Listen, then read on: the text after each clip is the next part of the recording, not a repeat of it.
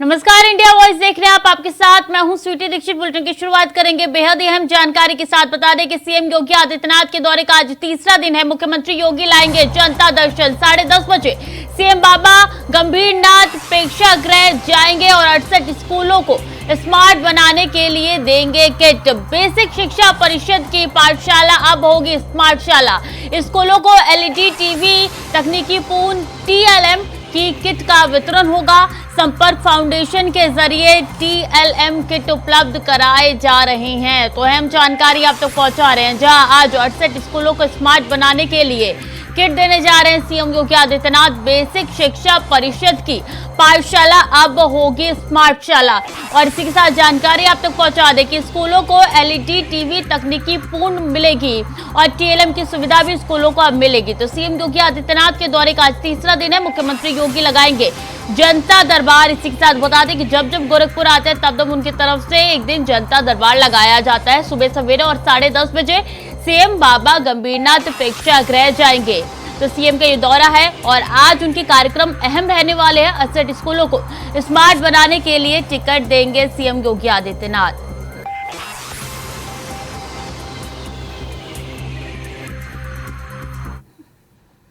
तो वही 7 जुलाई को होगी बीजेपी की बड़ी बैठक। सभी प्रदेश के अध्यक्ष रहेंगे इसमें मौजूद। प्रदेश संगठन मंत्री और प्रभारी भी रहेंगे मौजूद। बीजेपी अध्यक्ष जेपी नड्डा की अध्यक्षता में ये बैठक होने जा रही है। तो 7 जुलाई को होगी बीजेपी की बड़ी बैठक। 7 जुलाई को होने जा रही है और सभी प्रदेश के अध्यक्ष इसमें मौजूद रहने वाले हैं। तो 7 जुलाई की तारीख बताई जा रही है जब बीजेपी की बड़ी बैठक होने वाली है। प्रदेश संगठन मंत्री और प्रभारी भी इस बैठक में मौजूद रहेंगी। आगे की रणनीति कैसी है, क्या रोड मैप तैयार करना है, इन सब पे विचार विमर्श होगा, मंथन होगा। तो बीजेपी अध्यक्ष जेपी नड्डा की अध्यक्षता में बैठक होने जा रही है, जिसकी तारीख 7 जुलाई की बताई जा रही है। बीजेपी की बड़ी बैठक 7 जुलाई को होने जा रही है। तमाम प्रदेश के संगठन और पदाधिकारी भी इसमें मौजूद रहेंगे। तो काफी अहम ये बैठक मानी जा रही है, क्योंकि 2024 के लोकसभा चुनाव के मद्देनजर ये बैठक काफी जरूरी है।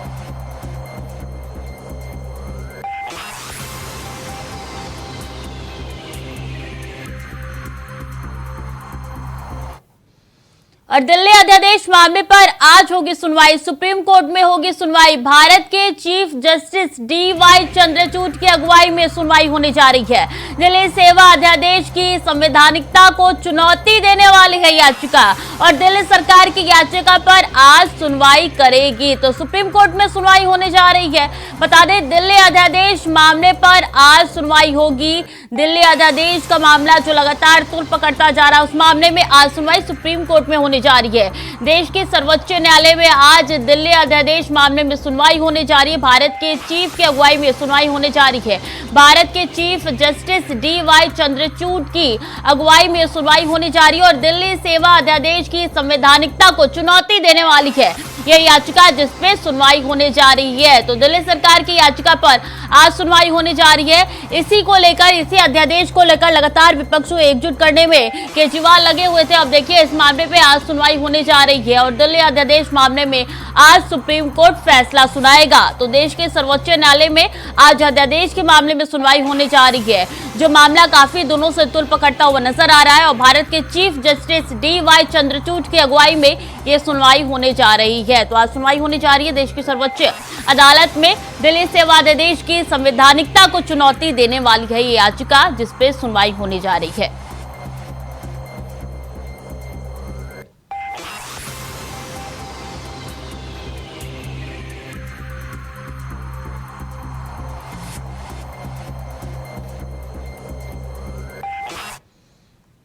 वहीं आपको बता दें कि आज सपा अध्यक्ष अखिलेश यादव का अयोध्या दौरा है। दोपहर 12:30 बजे रोनाही के दोस्तपुर रघु पहुंचेंगे अखिलेश यादव और स्वर्गीय गंगा सिंह यादव को देंगे श्रद्धांजलि। 1:15 बजे रोनाही गांव पहुंचेंगे अखिलेश यादव। हाजी फिरोज खान गब्बर के आवास जाएंगे अखिलेश यादव। आवास पर मुलाकात करेंगे अखिलेश यादव। तो सपा अध्यक्ष का आज अयोध्या दौरा है। कई ऐसे कार्यक्रम है जिसमें शिरकत करेंगे अखिलेश यादव। 1:15 बजे रोनाही गांव पहुंचेंगे अखिलेश यादव। और बता दें आपको कि हाजी फिरोज खान गब्बर के आवास जाएंगे अखिलेश यादव। आवास पे जाके उनसे मुलाकात करेंगे अखिलेश यादव और 2:15 बजे पहुंचेंगे शहर के अंगूरी बाग कॉलोनी और पूर्व विधायक की पत्नी को श्रद्धांजलि देंगे वहां पे पहुंच के। फिर आज 3 बजे मकबरा पहुंचेंगे अखिलेश यादव, स्वर्गीय शीतला सिंह को श्रद्धांजलि देंगे सपा अध्यक्ष अखिलेश यादव। तो ये कार्यक्रम है उनका अयोध्या में जो कि आज होने वाला है। बता दें कि अयोध्या दौरे पर आज रहेंगे अखिलेश यादव, सपा अध्यक्ष का आज अयोध्या दौरा है, काफी अहम माना जा रहा है उनका ये अयोध्या दौरा। और बता दें कि 12:30 बजे का वक्त बताया जा रहा है जब वो अयोध्या पहुंचेंगे और 3 बजे मकबरा पहुंचेंगे अखिलेश यादव। और कई ऐसे कार्यक्रम हैं जो कि अयोध्या में होने वाले हैं। मकबरा पहुंच के स्वर्गीय शीतला सिंह को श्रद्धांजलि देंगे सपा अध्यक्ष अखिलेश यादव। तो आज सपा अध्यक्ष अखिलेश यादव का अयोध्या दौरा है, काफी खास माना जा रहा है। पिछले दिनों वो हैदराबाद गए थे केसीआर से मुलाकात करने के लिए। और आज सपा प्रमुख अखिलेश यादव का बाराबंकी आगमन होगा। सफदरगंज कस्बे में पार्टी नेता के घर जाएंगे और सुबह 11 बजे सफदरगंज कस्बे में पहुंचेंगे सपा नेता ज्ञान सिंह के घर जाएंगे सपा प्रमुख। तो अहम जानकारी आप तक पहुंचा रहे हैं जहां सफदरगंज कस्बे में पहुंचेंगे अखिलेश यादव और सुबह 11 बजे का वक्त बताया जा रहा है जब वो पहुंचेंगे सपा नेता ज्ञान सिंह के घर जाएंगे सपा प्रमुख। तो अखिलेश यादव का बाराबंकी भी आगमन होने वाला है आज और इसके बाद वो अयोध्या के लिए रवाना हो जाएंगे। तो सपा अध्यक्ष अखिलेश यादव का बाराबंकी आगमन है। सफदरगंज कस्बे में पार्टी नेता के घर जाएंगे अखिलेश यादव। इसी के साथ जानकारी आप तक पहुंचा दें कि सुबह 11 बजे सफदरगंज कस्बे में पहुंचेंगे अखिलेश यादव। इसके बाद अयोध्या के लिए वो रवाना हो जाएंगे। तो सपा नेता ज्ञान सिंह के घर जाएंगे सपा प्रमुख और ऐसे में बाराबंकी के दौरे पर रहने वाले हैं। उसके बाद अयोध्या के दौरे के लिए रवाना हो जाएंगे अखिलेश यादव।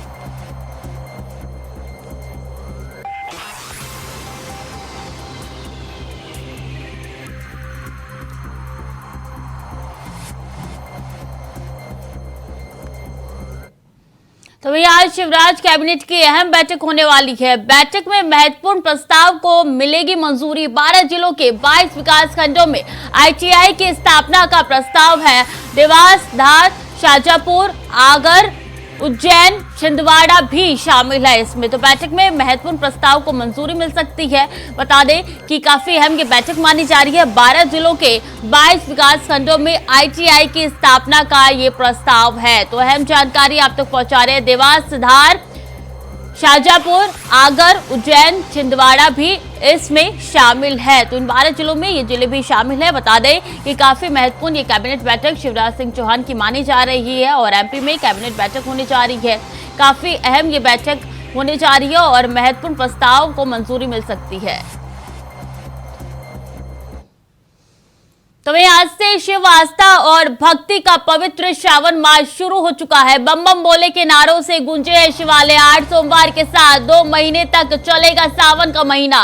4 जुलाई से 31 अगस्त तक चलेगा सावन का महीना। तो अहम जानकारी आप तक पहुंचा रहे। बता दें कि आज से पवित्र पर्व की शुरुआत हो चुकी है। शिव आस्था और भक्ति से हर भक्त जो है वो मंगलमय हो चुका है। बम बम भोले के नारों से गूंजे हैं शिवालय। तो 2 महीने तक चलने वाला है ये पर्व। 8 सोमवार के साथ 2 महीने तक सावन का महीना चलने वाला है। तो आज से भक्ति का पर्व शुरू हो चुका है। 4 जुलाई है आज और आज से श्रावण मास की शुरुआत हो चुकी है। 4 जुलाई से 31 अगस्त तक श्रावण मास चलेगा। तो आज से शिव आस्था और भक्ति का पवित्र श्रावण मास शुरू हो चुका है। बता दें बम बम भोले के नारों से गूंजे हैं शिवालय। तो अहम जानकारी आप तक पहुंचा रहे हैं कि आज जो है कई जगहों से तस्वीरें निकल के सामने आ रही है। सुबह सवेरे भक्तों की कतार लगी हुई है मंदिरों में और ऐसे में कई शिवालयों में सुबह सवेरे कई तस्वीरें निकल के सामने आ रही है। लोग जल देने जा रहे हैं और 4 जुलाई से 31 अगस्त तक चलेगा सावन का महीना।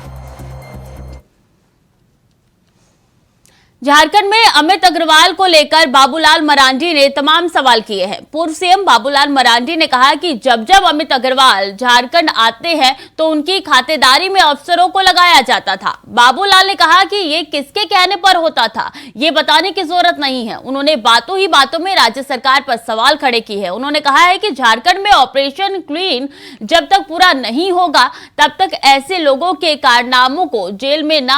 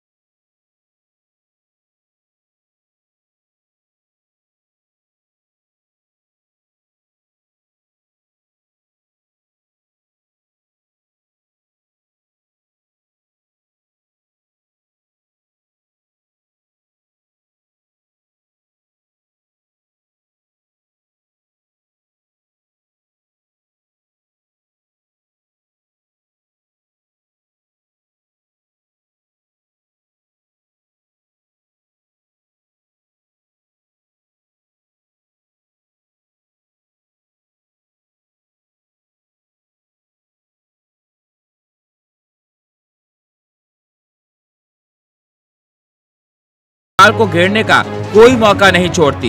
अब देखना होगा बीजेपी के इन आरोपों पर कांग्रेस क्या जवाब देती है। Bureau report, India voice, Raipur. तो बाबूलाल मरांडी ने तमाम सवाल उठाए हैं। बता दें कि पहली बार नहीं जब उनकी तरफ से सवाल उठाए गए। इससे पहले भी देखा है कब कब वो हेमंत सोरेन सरकार को घेरते हुए नजर आ रहे हैं। अब उन्होंने ये कहा है कि जब झारखंड यहाँ पे तमाम अधिकारी पहुंचते हैं तो उनकी खातिरदारी किसके द्वारा की जाती है। तमाम सवालों आपने देखा है कि ऑपरेशन क्लीन के तहत भी उन्होंने कई सवाल उठाए हैं। तो लगातार सियासत जो है झारखंड में अब उठती हुई नजर आ रही है। बाबूलाल मरांडी अपनी बातों को कहने से पीछे नहीं हटते हैं। यही वजह है कि अब सियासत अपने चरम पे झारखंड में दिख रही है। खबरों में आगे बढ़ेंगे। बता दें उत्तराखंड में धामी सरकार के मंत्रिमंडल के विस्तार की चर्चा जोरों पर है, क्योंकि मुख्यमंत्री पुष्कर सिंह धामी दिल्ली के दौरे पर है और दिल्ली में जिस प्रकार से केंद्रीय मंत्रिमंडल के विस्तार की चर्चा है, ऐसे में उम्मीद है कि उत्तराखंड राज्य में भी मंत्रिमंडल के रिक्त पड़े पदों पर जल्द ही पार्टी के विधायकों को मंत्री के रूप में नई जिम्मेदारी मिल सकती है। ये रिपोर्ट देखिए। उत्तराखंड में धामी सरकार के मंत्रिमंडल के विस्तार की चर्चा इन दिनों राज्य में सभी की सुर्खियां बनी हुई है और उम्मीद है कि अब की बार मुख्यमंत्री पुष्कर सिंह धामी मंत्रिमंडल के विस्तार की सभी चर्चाओं पर विराम लगाते हुए नए मंत्रियों की घोषणा कर सकते हैं। राजनीति के जानकार ये भी मान रहे कि मुख्यमंत्री पुष्कर सिंह धामी जल्द ही अपने मंत्रिमंडल पर विस्तार करेंगे ताकि सरकार के कामों में उन्हें मदद मिल सके और उसका लाभ पार्टी को आगामी चुनाव में मिल सके। आपको बता दें, धामी सरकार के मंत्रिमंडल में 4 मंत्रियों के रिक्त पद हैं, जिससे उम्मीद है कुछ और फेरबदल करके लगभग 6 नए मंत्रियों को जिम्मेदारी मिल सकती है और नए मंत्रियों के चेहरे पर भी लोकसभा चुनाव और निकाय पंचायत चुनाव को देखते हुए चुने जा सकते हैं ताकि पार्टी को चुनाव के सेमीफाइनल और फाइनल में बड़ी जीत हासिल हो सके। उत्तराखंड में पिछले 1 दशक से यही परंपरा चली आ रही है, जिसमें सरकार के मंत्रिमंडल के सभी पद भरे नहीं जा सके हैं। सरकार चाहे कांग्रेस की रही हो या बीजेपी की, मंत्रिमंडल में कोई न कोई मंत्री पद खाली जरूर रहा है और इसी रिक्त पद को लेकर सरकारों की काफी किरकिरी भी हुई है। इस बार भी धामी सरकार के मंत्रिमंडल में 4 मंत्रियों के पद रिक्त हैं, जिसे भरे जाने को लेकर पार्टी में भी उत्सुकता और जनता में भी। बहुत जल्दी होंगे, माननीय मुख्यमंत्री नेतृत्व से वार्ता करेंगे और बहुत जल्दी हमारा मंत्रिपरिषद, हाँ दोनों दायित्व भी है और मंत्रिपरिषद भी है।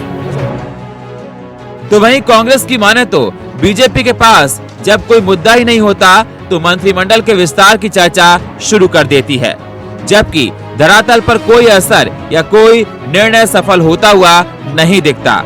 अगर अब की बार धामी सरकार मंत्रिमंडल का विस्तार करना चाहती है तो उन्हें सफेद पोश नेताओं में ऐसा नेता को मंत्री बनाना चाहिए जिसके ऊपर कोई दाग ना हो, जो भ्रष्टाचार से दूर रहा हो। देखिए, साल भर हो गया है प्रदेश में सरकार का गठन हुए हुए और साल भर से लगातार हर 10 दिन में 15 दिन में अटकलें लग रही हैं कि मंत्रिमंडल का विस्तार होना चाहिए। वैसे ही मंत्रिमंडल में 4 पद खाली हैं मंत्रियों के, वो भी भरे जाने थे जो अब तक न जाने किन कारणों से नहीं भरे गए हैं। शायद भारतीय जनता पार्टी के अंदर अंदरूनी गुटबाजी इतनी है कि तारतम्य मुख्यमंत्री और संगठन में नहीं बन पा रहा है, इसीलिए मंत्रिमंडल का विस्तार रुका हुआ होगा।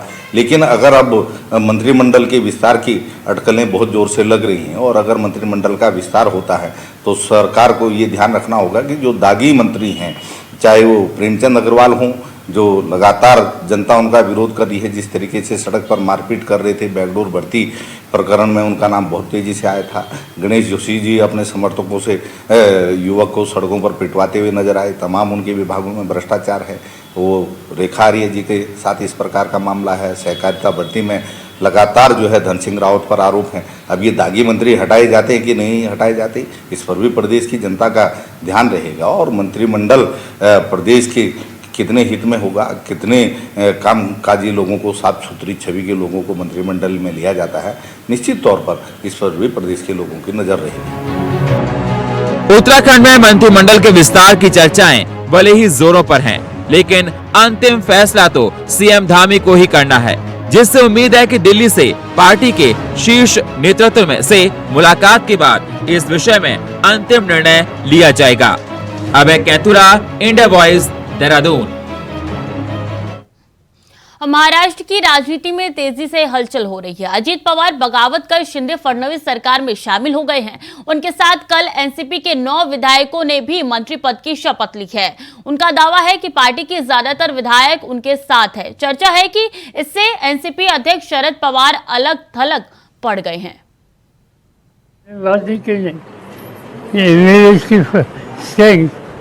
अभी यहाँ एमएलए है, मगर ये उनका डिसीजन है।